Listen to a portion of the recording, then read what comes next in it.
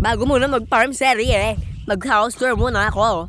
Tama, hindi pa nagsisimula yung video, may umiipal na agad Mamamatay naman din yan. Anyways, may binago ako sa bahay ko. Nakikita niyo yung bubong. Tapos yung mga decorations pa dyan. Tapos ayan, gumawa na ako ng daanan kung saan nilalagay yung farm natin. Dito na mismo gagawin yung farm ko, pero papalawagin ko pa yan. So ayan na nga ba, pumasok na tayo sa ating bahay. So gumawa ko ng ganitong sa harapan ng bahay ko para di papasukin ng zombie. Tapos ayan na, pinangalan ko na siya. Ang pangalan ng aso ko na ay Yuki. Thank you nga pala sa nag-comment ng pangalan ng aso ko. Ikaw nga lamang yung nag-comment sa video ko. So, yan na lang papangalan ko sa aso ko. Tapos dito sa room na to, ito na yung aking kitchen.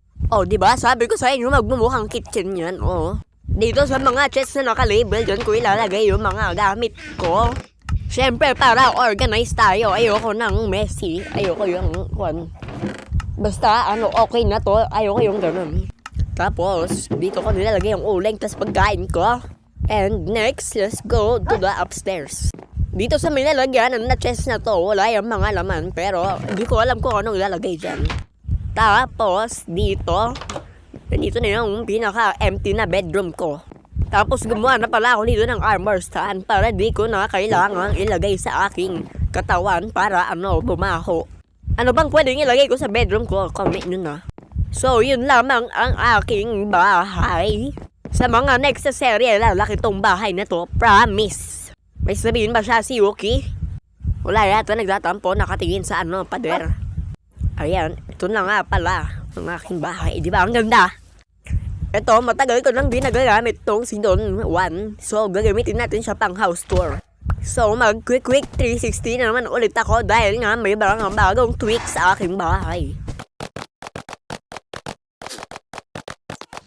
So, ang gagawin ko dito is ipapasok ko si Don Juan sa aking bahay kasi di niya pa napupuntahan yung bahay ko. Mga first time niya palang makakita ng magandang bahay. Grabe ka, Don Juan, di ka magkasya sa pintuan. Unti lang naman yung pinapakain ko sa'yo Ba't tumaba ka? Charot lang guys, pinapakain ko si Don Juan. O pati rin sa taas, hindi siya makapunta kasi nga masyado siyang malaki. Sorry Don Juan, di ka makakakita ng full house tour. Papakita ko na lang video sa'yo.